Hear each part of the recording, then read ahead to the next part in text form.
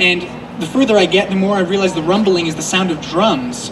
Very, very tiny drums. Lots of very tiny drums and tiny voices chanting. And I think, gosh, are there gnomes on this island? Or are there just really high-pitched voiced people on this? Who knows? I mean, there's something definitely making this noise.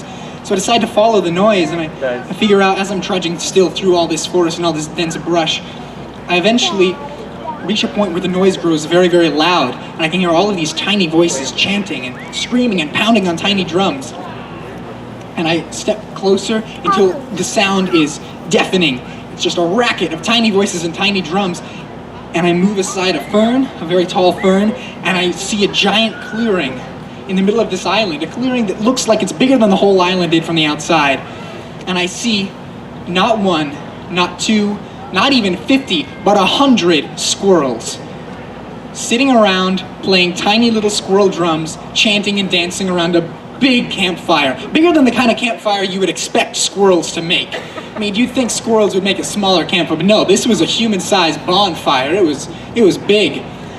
So I walk up a little closer to the edge, and the squirrels don't seem to have noticed me. They're still pounding on their drums and chanting in their high-pitched little voices.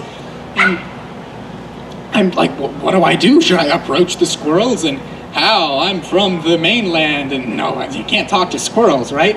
So as I inch closer, not really sure what to do, two of the squirrels look over at me.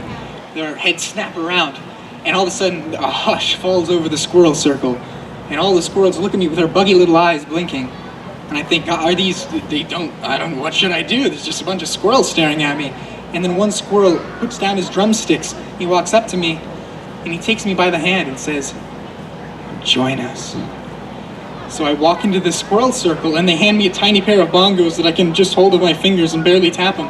And the squirrels say, "All right, here you are." And I'm like, "You're speaking English, what are you doing?" And he's like, "We're the squirrels of Mutant Squirrel Island." I said, "What?" He says, "All right, because you're an outsider, we have to explain this to you, but as soon as I'm done with this story, then we'll get back to chanting and playing drums." So they lead me through the crowd of squirrels to a very, very big squirrel who's wearing a crown made of reeds or some sort of grass woven, and he's sitting there with two very big drums, almost human bongo sized.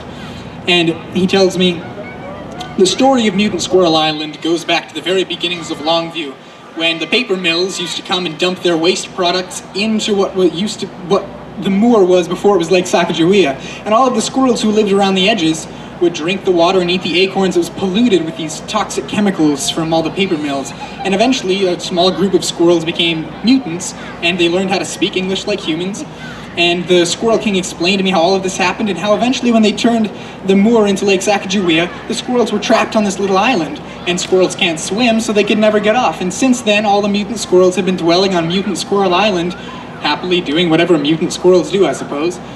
So with that history, I was still very perplexed, and I didn't really know what I was doing here, and frankly, what to do with these mutant squirrels. But in any case, I was still holding the tiny bongos, and so they told me, come play the drums and come dance with us and have a celebration.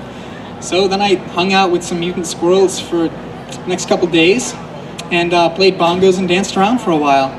And when I finally left that island, I got back into my canoe, which was still waiting there, and I went back to shore and started to tell everybody that I could meet that, oh my gosh, there's all these mutant squirrels, the island is vast, and it's an entire civilization, and they can make tiny bongos, and they speak English, and we need to tell science about this.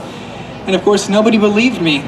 And when I brought my canoe back, and I finally brought people back to the island, and I dragged them in, we walked about maybe not that far, maybe 100 paces or so, and we reached the other side of the island, and I thought, where on earth, where's the mutant squirrels? This island was so big last time I was here.